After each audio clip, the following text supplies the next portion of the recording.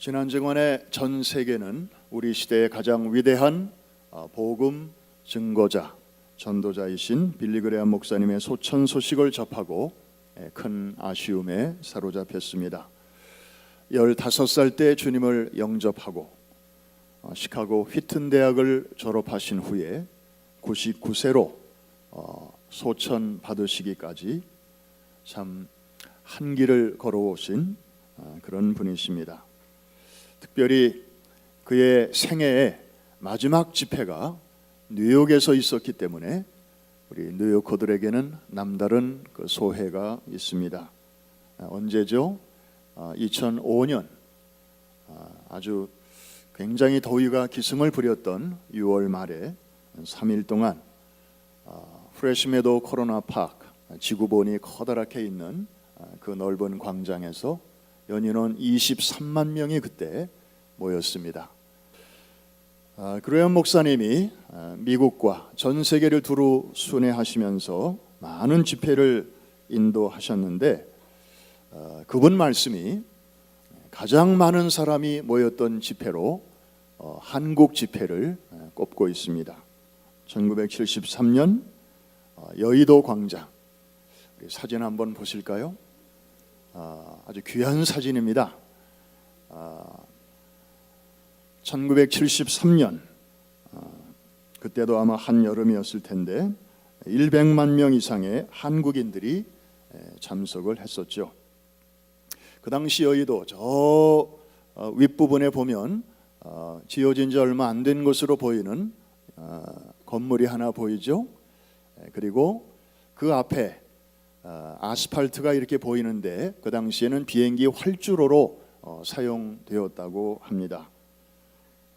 터는 넓은데 의자도 없고 앉을 곳도 없어서 주최 측은 사람들이 그렇게 많이 오지는 않을 것이다 이렇게 생각을 했는데 웬일입니까? 어디서 그렇게 사람들이 모이는지, 사람들이 의자도 없는 저 길에 신문지를 가지고 오고 그리고 자기들이 새벽기도 때 쓰는 그 방석을 저마다 하나씩 다 가지고 이렇게 모이기를 시작했습니다. 교통비가 없는 사람들은 몇 시간을 걸어서 저 집회에 모였던 것입니다. 빌리 그레엄 목사님은 저 집회를 회상하면서 집회가 끝난 후에도 한국인들은 집에 돌아가지 않고 밤이 새도록 저곳에서 기도하는 사람들이 많았다. 나는 그런 광경을 다른 나라에 가서는 본 적이 없다. 이렇게 말씀을 했습니다. 아시는 대로 저 집회 기간 동안에 수많은 한국 사람들이 일어나서 예수 그리스도를 개인의 구주로 영접을 하게 되었고 이 집회는 한국 교회의 부흥의 시발점이 된 것으로 역사가들은 기록하고 있습니다. 이분은 생전에 이런 말을 했습니다. 언젠가 빌리 그레엄이 죽었다는 소식을 여러분이 듣게 될 것인데 그 말 절대로 믿지 마십시오. 그날 저는 단지 지상에서 천국으로 이사하는 것뿐입니다. 바뀌는 것은 하나도 없습니다. 한 가지만 바뀝니다. 제 주소가 바뀔 것입니다. 그날 저는 하늘의 처소에 있게 될 것입니다. 그분의 말씀대로 지금 빌리 그레엄 목사님은 그분이 생전에 전한 복음을 듣고 예수를 믿어 그리고 신앙생활 하다가 먼저 천국에 가신 그분들과 함께 하늘의 처소에 머물고 있습니다.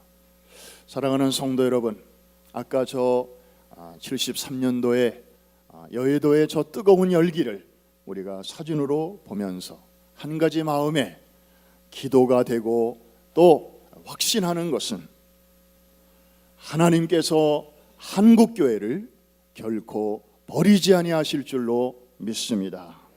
한국교회를 생각하사 대한민국을 포기하지 아니하시고 지켜주실 줄로 믿습니다. 오늘은 온유한 사람이라는 좀 부드러운 주제를 가지고 말씀을 좀 나누겠습니다. 중동 지방을 배경으로 한 본문입니다. 물이 참 귀합니다. 물은 재산인 동시에 생명이었습니다. 히브리어를 보면 알 수 있습니다. 물을 마임, 생명을 하임. 다 똑같은데 앞 글자에 그 자음 한 글자만 다릅니다. 한번 따라해 주실까요? 마임, 하임. 앞에 거는 물, 뒤에 것은 생명입니다. 그만큼 직결되어 있다는 것입니다. 그리고 이스라엘 성지에서는 물이 조금만 많이 있으면 그 사람들은 거길 바다라고 부릅니다. 민물인데도 그들은 바다라고 불러요. 그래서 성경에도 보면 갈릴리 호수, 우리가 볼 때는 호수인데 곳곳에 바다라고 표현하고 있는 것도 그만큼 물이 귀하기 때문이죠.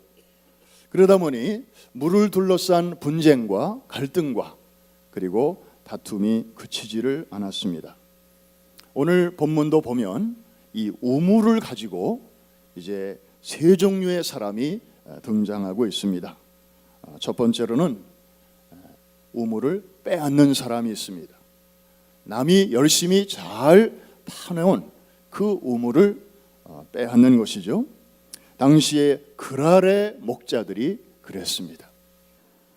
오늘날에도 그런 사람들이 우리 주변에 많이 있습니다. 남이 애써 일궈놓은 그 터전 혹은 가게 혹은 재산을 폭력이나 혹은 사기로 가르치는 사람들, 바로 이 그랄 사람들의 후예죠. 믿고 맡겼는데 잘하는 것 같다가 어느새 등 뒤에서 사기를 칩니다. 이민 사기, 금융 사기, 결혼 사기, 애정 사기. 불황일수록 이런 사람들은 더욱더 기승을 부립니다. 우리 지난 시간에 요나서를 공부하면서 우리 크리스찬의 기본 정신은, 기독교의 근본 정신은 내가 죽어야 당신들이 산다. I die, you live 였다면, 지금 이 우물을 빼앗는 이 사람들의 신조는 뭐냐 하면 You die, I live. 너 죽고 나 살자. 나는 좀 살아야 되겠다. 바로 이런 철학이죠. 그런가 하면 우물을 밤사이에 와서 메꾸고 가는 사람이 있습니다. 남이 열심히 파놓은 것을 이제 못쓰게 만들어 놓는 것입니다. 더한 사람이죠. 빼앗는 사람보다 더한 사람입니다. 왜냐하면 빼앗는 사람은 저쪽이 쓰던 거를 저쪽은 못 쓰고 내가라도 쓰는 것인데, 메꾸면 저 사람도 못 쓰고 나도 못 쓰는 거예요. 그 당시 블레셋 사람들이 그랬습니다. 이삭이 이방인으로 와가지고 하나님이 축복해 주셔서 소유가 늘어나고 잘 되는 것을 보자 시기와 질투가 발동을 했습니다.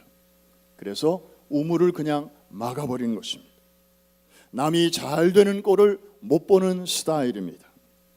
한국 속담에 배고픈 건 참아도 배 아픈 건 못 참는다, 이런 말이 있는데, 어쩌면 우리 인간의 그 아주 죄성, 그 본성을 이렇게 잘 표현했는지 모르겠습니다. 결국 자기도 안 되고 남도 안 되게 만듭니다. 한마디로 너 죽고 나 죽자, 이런 철학이죠. You die, I die, let's die together.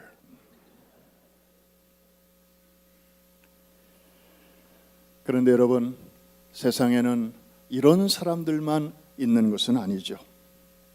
또 다른 종류의 사람들도 있습니다. 대결을 피하고 양보하면서 그 자리를 피하고 새로운 땅에다가 우물을 다시 파는 그런 사람들도 있습니다.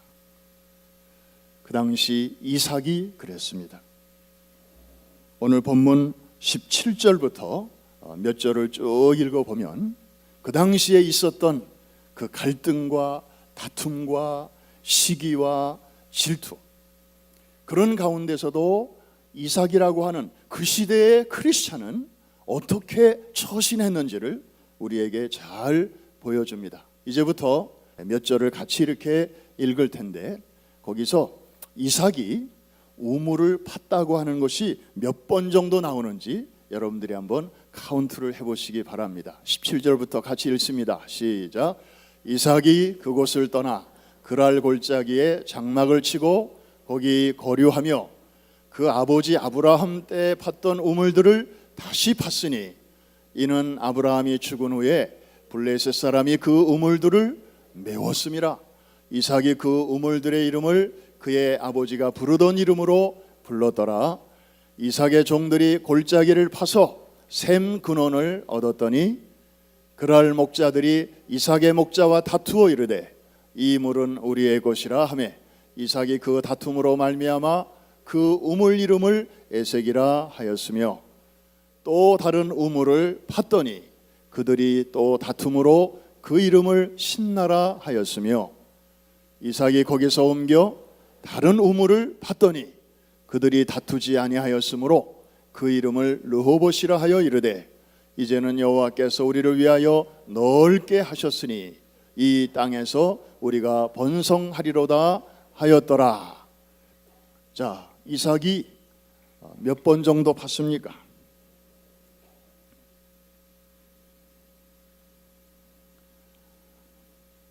지금 대답이 약간씩 다른 거로 봐서 그냥 두루뭉실 상당히 많이 팠다, 이렇게 말할 수 있겠습니다. 팠고 또 팠고 그리고 또 팠다는 그런 규절이 계속해서 나오고 있습니다. 여러분, 우리는 이런 기사를 읽을 때 사실 갈등을 느낍니다. 성경적으로, 이론적으로는 맞아, 나도 이삭처럼 살아야 돼, 끄떡끄떡 큐티는 그렇게 합니다. 그런데 막상 삶의 현장에서 이런 일을 당하고 보면 우리는 고민하지 않을 수가 없습니다. 나도 과연 이렇게 그냥 쓸데없는데 시간과 에너지를 쓰지 않고 그냥 평화주의자로 이렇게 살아가면 좋겠는데 과연 그렇게 할 수 있겠나? 그렇게 살아도 과연 뉴욕에서 내가 서바이브 할 수 있겠는가? 이런 실제적인 질문 앞에 서게 됩니다. 여러분, 사실 이 중동 지방에서 우물을 새로 판다고 하는 거, 이거 굉장히 어려운 일입니다. 아무데나 그냥 삽질을 하고 그냥 땅을 파면 자동적으로 물이 나온다고 하면 it's okay. 그러나 중동 지방은 여러분들이 아시는 대로 땅을 파면 차라리 석유가 많이 나오지 물은 쉽지 않습니다. 더더욱이나 이 지하에 흐르는 물은요, 적당히 파가지고는 만날 수가 없어요. 고고학적인 발굴에 의하면 이삭 당시에 그 주변에 있던 우물들은 평균 깊이가 90m입니다. 거의 100m를 파내려 가야 거기서 지하수를 만나게 되는 것입니다. 보통의 인내와 끈기와 그리고 확신이 없이는 시작조차 할 수 없는 일입니다. 그런데도 이삭은 웬일인지 양보하고,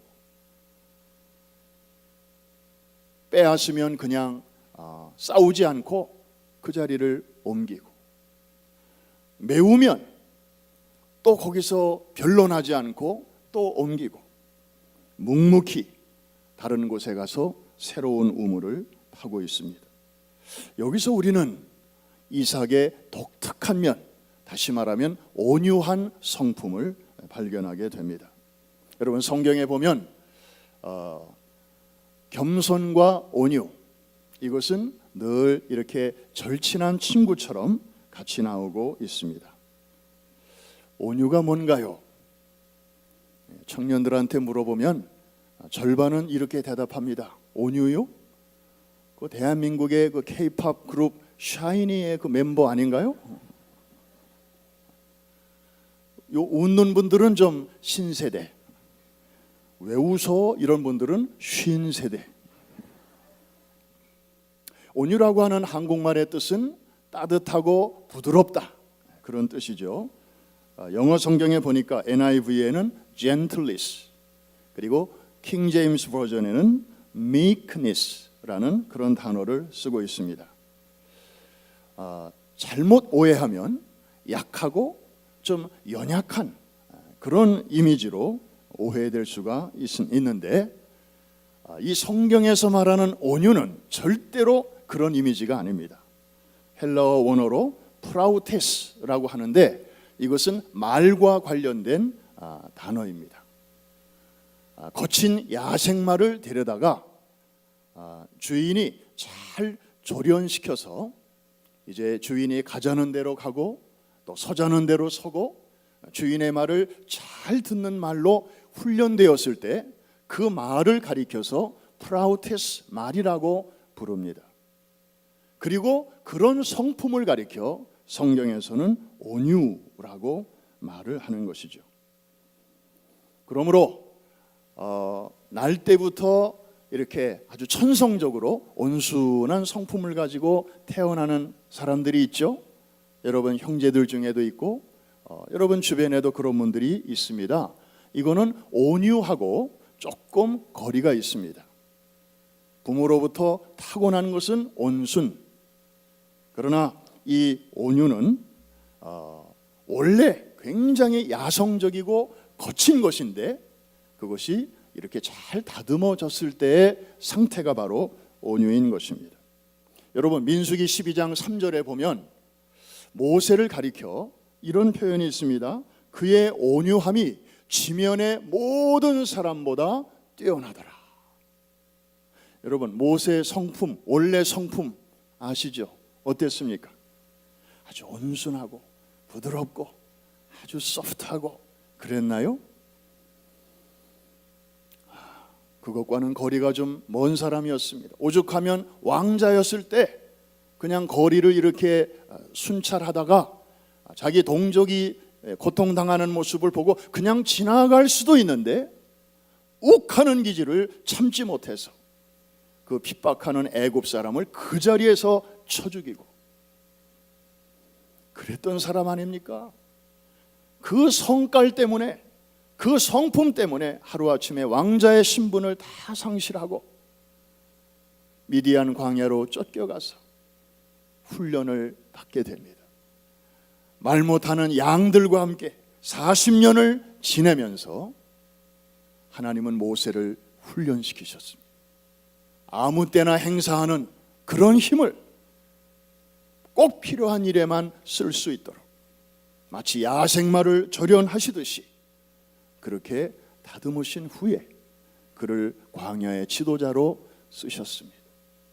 그의 120년 생애를 하나님께서 평가하시면서 그의 온유함이 지면에서 따를 자가 없었더라. 절대로 그냥 천성적으로 약한 게 온유가 아닌 것입니다. 우리 예수님은 어떻습니까? 예수님도 말씀하시기를 나는 마음이 온유하고 겸손하니 내게로 와서 나의 멍에를 지고 내게 배우라. 여러분 예수님은 약한 분이셨습니까? 예수님은 전능하신 하나님의 아들이세요. 하늘과 땅과 그 가운데 있는 모든 만물을 창조하시고 다스리시는 하나님의 아들이신 동시에 그 하나님 자신이세요. 이해가 되시면 아멘. 예수님보다 더 강한 자는 해 아래 아무도 없습니다. 그런데 그분의 입으로 나는 마음이 온유하고 겸손하다. 그래서 주님은 그 무한한 권세와 능력을 자신을 구하시는 일에 쓰실 수도 있었지만 주님은 삼가하셨습니다. 겟세마네 동산에서 그 십자가의 무서운 쓴잔이 다가오는 것을 보시면서 5분만 달려가면 그 감람산 너머에 그 어떤 죄를 범한 사람이라도 자기 몸을 은신시킬 수 있는 유다 광야가 쫙 펼쳐져 있었음에도 불구하고 주님은 그것을 그대로 다 받으셨습니다. 하나님의 뜻에 자기의 능력을 기꺼이 복종시키면서 순종의 길을 걸어가는 그 절제된 힘, 이걸 가리켜서 성경은 온유라고 하는 것입니다. 한번 따라해 주시기 바랍니다. 온유는 절제된 힘이다. 절대로 약한 게 아니에요. 하나님께서는 이삭의 마음속에 그런 온유함을 보셨습니다. 왜 어떻게 해서 이삭에게 이런 어떤 여유가 생겼을까? 이삭도 사람인데 우리가 창세기를 쭉 읽어보면 이삭이 처음부터 그런 사람이었는지 아니었는지 우리는 잘 모릅니다. 그러나 전체적으로 볼 때 이삭의 마음속에는 뭔가 그 이유가 있었습니다. 첫째로 이삭은 진정한 축복은 하나님께로부터 오는 것이다 라는 것을 확실하게 알았습니다. 아까 우리 본문에서 본 것처럼 이삭은 가는 곳마다 우물을 많이 팠잖아요. 그런데 그게 재산이었고 그게 정말 생명선이었는데 어느 날 블레셋 사람이 와서 빼앗아가고 또 그랄 사람이 와서 막 회방 놓고, 그래서 어제까지는 내 것이었는데 다음 날에는 그게 남의 것이 되는 이런 상황을 여러 차례 경험하면서 내 손으로 일군 이것이 축복인 줄 알았는데 그 축복은 하루밖에 안 가는구나. 사람이 일군 축복은 이렇게 영원한 것이 아니로구나. 내일이면 소유권이 얼마든지 바꿀 수도 있는 것이로구나. 그러면서 이제 새로운 곳에 가서 믿음으로 땅을 팠는데 파는 곳마다 새로운 우물물이 콸콸콸콸 이렇게 솟아오르는 것을 보면서 진정한 축복은 내 힘으로 뭘 빼앗고 쟁취하는 데 있는 것이 아니라 사람과의 불필요한 대결을 피하면서 하나님을 의지하고 믿음으로 새로운 땅에서 시작할 때 하나님께서 주시는 것이로구나. 거기에다가 오늘 본문의 앞부분에 보면 이상한 기사가 하나 나오고 있습니다. 이삭이 그 땅에서 농사를 지었는데 얼마나 농사가 잘 되었는지 몇 배의 수확을 얻었다고요? 100배의 수확을. 여러분 하나 물어봅니다. 이삭의 원래 직업이 뭡니까? 농사꾼입니까? 아니면 목축업자입니까? 그의 집안 대대로 직업은 목축이었습니다. 농사는 접은 일이 없습니다. 이 초보 농사꾼이 그 땅에서 농사를 졌는데 하나님께서 100배의 수확을 얻게 해주신 것입니다. 하나님이 축복하고자 마음만 먹으시면 흉년도 막을 수 없고 초보자가 농사를 지어도 이렇게 축복의 문을 열어주시는구나. 진정한 축복은 사람이 아니라 하나님께로부터 오는 것이로구나. 그리고 이삭은요, 성장 과정에서 자기 아버지한테 배운 것들이 너무 많았습니다. 아버지의 장점도 배웠고 아버지가 실수할 때마다 그 실수하는 모습을 보면서 그는 또 나는 저러지 말아야지, 아버지가 잘할 때는 나도 저렇게 해야지, 아버지가 실수할 때는 나는 저렇게 하지 말아야지.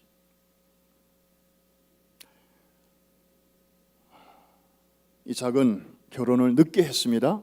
40세에 했습니다. 결혼만 늦어진 게 아니라 첫 자식을 얻는 것도 굉장히 늦었습니다. 60세 환갑 나이 되었을 때 비로소 첫 자식을 봤습니다. 20년 동안 자식이 없었습니다. 물론 하나님이 쌍둥이를 주셨긴 하지만 사실 이삭은 늦게 결혼을 했기 때문에 자식에 대한 집착이 누구보다도 컸을 것입니다. 더 늙기 전에 후손이 있으면 좋겠다. 아마 부모들도 굉장히 바랬을 것이고, 그래서 마음만 먹으면 그냥 다른 여인을 취해서 그렇게 그토록 원하는 자식을 볼 수도 있었을 것입니다. 그런데 이삭의 마음속에는 누가 걸렸을까요?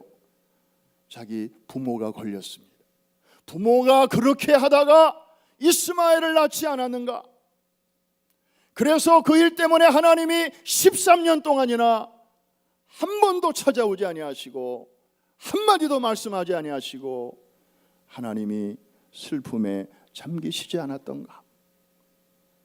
뿐만 아니라 그렇게 태어난 그 이스마엘 이복 형이 자기를 얼마나 괴롭혔는가? 이삭은 그걸 몸으로 알았어요. 나는 그렇게 하지 말아야지. 정말 마음속에서는 굴뚝 같았지만 그의 가정에서 그 신앙 교육, 부모가 가르쳐준 교육도 있지만 부모의 실수를 통하여 자기가 깨달은 교육, 이삭은 그것을 마음에 깊이 깊이 간직했습니다. 축복은 하나님이 주신다. 사람이 중간에서 장난칠 일이 아니다. 20년을 기다렸다니까요. 결국 쌍둥이 형제를 얻게 되었습니다. 이삭의 삶은 그래서 거의 깨끗해요. 군더더기가 별로 안 보여요. 그래서 정말 하나님이 어떤 분이신가를 이삭은 철저하게 공부를 했고 그리고 확실하게 알았기 때문에 사람과의 그 시시한 일, 사소한 일 가지고는 그렇게 시간을 낭비하고 싶지 않았을 것입니다. 이 우물 저 사람들이 필요하다고 하면 그래, 가지세요. 나는 딴 데 가서 또 파면 되니까 하나님이 거기서 주실 거예요. 메꾸면 메꾸는 대로 얼마든지 법정으로 소송할 수 있고, 그리고 이삭도 이제는 가난한 자가 아니에요. 하나님이 많은 축복을 주셔서 부자예요. 을이 아니에요. 이삭도 이미 갑이에요. 그러나 그는 대결하지 않습니다.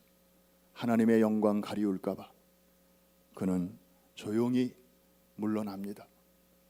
그리고 낯선 곳에 가서 또 땅을 팝니다. 그런데요, 놀라운 일이 나중에 벌어지지 않습니까? 그렇게 우물을 빼앗고 우물을 메꾸었던 그 그랄 왕이 나중에 이삭을 찾아옵니다. 그러면서 나눈 대화가 오늘 본문 창세기 26장 26절 이하에 소개되고 있습니다. 우리 그 말씀 한번 보여주실까요? 아비멜렉이 그 친구 아후삿과 군대장관 비골과 더불어 그랄에서부터 이삭에게로 온지라. 그 다음은 여러분이 시작.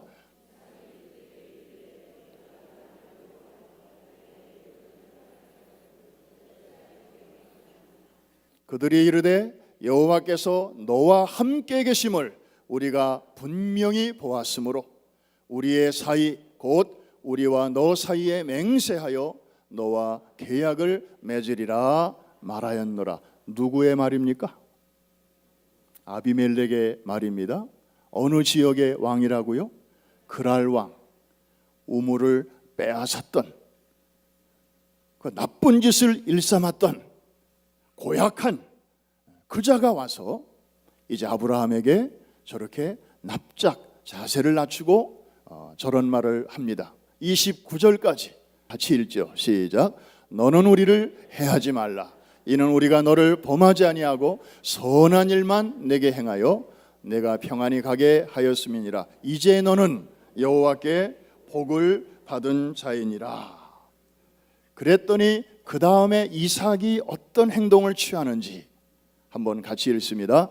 이삭이 그들을 위하여 잔치를 베풀매 그들이 먹고 마시고. 전날의 원수였습니다. 전날의 피해자와 가해자였습니다. 그런데 어느 순간 저렇게 가해자가 찾아와서 용서를 구하고 화해의 손을 내밀게 되고, 그때에 이 온유한 이삭은 저들에게 잔치를 베풀고 있습니다. 참 온유함의 극치가 아니겠습니까? 악을 악으로 갚지 않고 온유로 상대를 녹이는 것입니다. 사랑하는 성도 여러분, 그래서 오늘 설교의 제목이 온유한 사람입니다. 약한 사람이 아닙니다. 오히려 강한 사람입니다. 강해 보이는 사람을 이기는 놀라운 하나님의 방법입니다. 좋은 땅을 찾아다니는 사람은 실패했지만 좋은 땅으로 만들려고 하는 사람은 이렇게 하나님의 축복을 받았습니다. 저는 오늘 성경이 아닌 우리가 살고 있는 이 시대와 역사 속에서 이런 비슷한 일을 했던 한 분을 여러분에게 소개하고 말씀을 마치려고 합니다. 벤 구리온이라고 하는 이스라엘의 초대 수상입니다. 이분의 트레이드 마크는 뭐냐? 물론 초대 수상이라고 하는 건국의 아주 1등 공신이기도 하지만 특별히 사막을 옥토로 일구어낸 네게브의 기적, 이것으로 유명한 분이죠. 네게브는 남쪽이라는 뜻입니다. 이스라엘의 지도를 놓고 보면 북쪽에서 남쪽으로 길쭉하게 되어 있는데 그 중에 남쪽에 네게브라고 하는 그 독특한 지형이 있습니다. 이건 사막입니다. 사람이 살 수가 없습니다. 그런데 거의 이스라엘 땅의 절반 정도를 차지하고 있습니다. 1948년에 독립한 이스라엘의 초대 총리에 오른 벤 구리온은 처음부터 이 네게브 황무지를 개간하는 일에 그의 마음을 쏟기를 시작합니다. 왜 저기를 바라보았을까? 다른 땅에는 이미 아랍 사람들이 다 살고 있었어요. 그러니까 거기에 유대인들이 뒤늦게 들어가면 계속 싸움이 나는 거예요. 그래서 분쟁을 피하면서 이제 현재 이 땅에 들어온 유대인과 앞으로 세계 각처에서 이 땅으로 돌아오게 될 디아스포라 유대인들이 잘 정착할 수 있게 하려면 네게브, 저 남쪽밖에 없다. 그래서 이분은 Go South라고 하는 비전을 선포했습니다. 사람들이 다 미친 짓이라고 그랬습니다. 아니 사막에다가 거기서 우리가 뭘 할 수 있다고. 석유가 나는 것도 아니고. 그런데 그는 계속해서 국민들을 설득했습니다. 여러분, 네게브 황무지에 필요한 것은 물이요, 또 하나는 여러분의 땀입니다. 그러면서 개간 사업을 주도해 나갔습니다. 13년 동안 총리직에 있으면서 그는 네게브 개발에 힘썼습니다.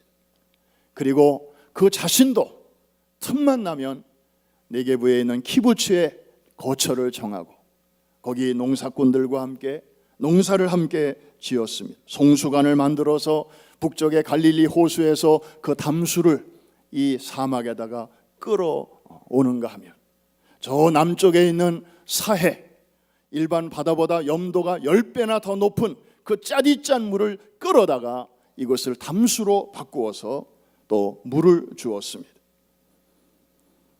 마침내 그 땅에서 그렇게 해서 첫 수확을 거두게 되었을 때 사람들은 기적이라고 환호하면서 환호성을 질렀습니다.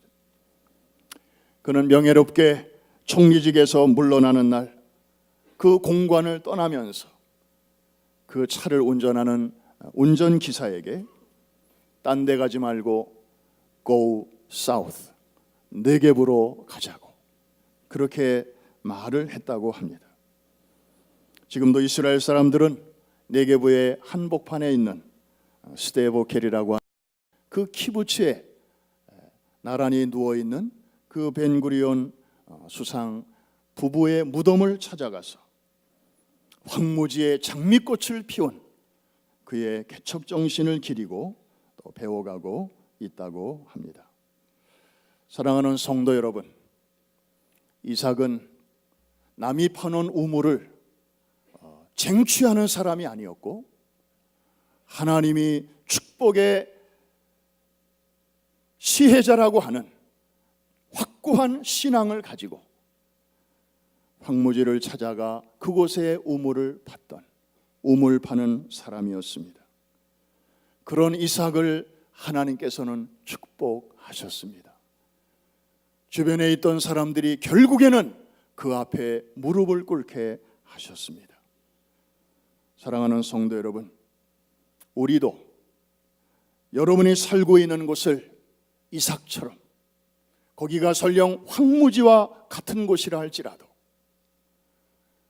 좋은 땅으로 만들어 갈 수 있기를 주의 이름으로 축원합니다. 온도계처럼 살지 말고 온도 조절계처럼 살아가시기를 주의 이름으로 축복합니다. 온도계는 그저 하는 일이 이 방은 춥네, 몇 도야, 저 방은 덥네, 어이구 몇 도네, 그냥 소극적으로 그 방의 현재 온도만 말해줄 뿐이에요. 그런데 비슷한 사이즈의 온도 조절계는 약간의 눈곱만 조정해도 후덥지근한 방이 곧 시원해지고 그리고 차가운 냉방이 곧 훈훈해지게 합니다. 세상을 변화시켜 나가는 사람입니다. 메마른 땅에 사람이 살 수 있게 만드는 그러한 꼭 필요한 사람들입니다. 이삭이 바로 그런 인생이었습니다.